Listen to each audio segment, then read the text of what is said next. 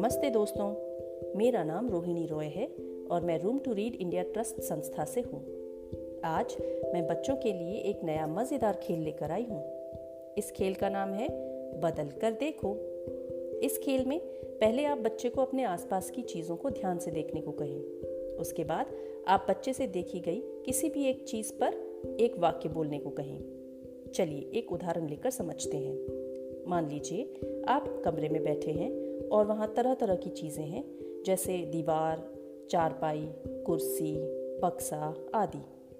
आप बच्चे को कमरे में रखी चीज़ों को देखने को कहें और फिर उनमें से किसी भी एक चीज़ पर एक वाक्य बोलने को कहें। मान लीजिए बच्चे ने कुर्सी देखकर उस पर वाक्य बोला कि कुर्सी के 4 पैर होते हैं। अब आप बच्चे से कहें कि इस वाक्य में कुर्सी शब्द को किसी और शब्द से बदलकर दोबारा वही वाक्य बोलो।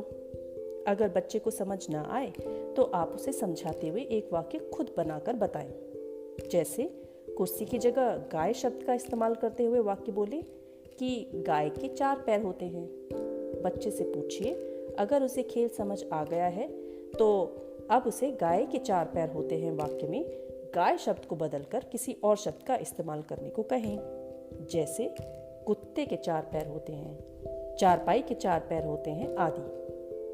चलिए एक और उदाहरण लेकर खेल को थोड़ा और समझते हैं। मान लीजिए आप बच्चे के साथ अपने घर के आंगन में बैठे हैं। बच्चे को फिर से आसपास की चीजें देखकर किसी भी एक चीज पर वाक्य बनाने को कहें। मान लीजिए बच्चे ने पेड़ को देखकर बोला कि यह पेड़ लंबा है। अब आप उसे पेड़ शब्द को बदलकर किसी और शब्द का इस्तेमाल करते हुए वही वाक्य दोबारा बोलने को कहें। जैसे पेड़ शब्द के स्थान पर बच्चा बोल सकता है कि यह पाइप लंबा है या फिर यह तार लंबा है आदि।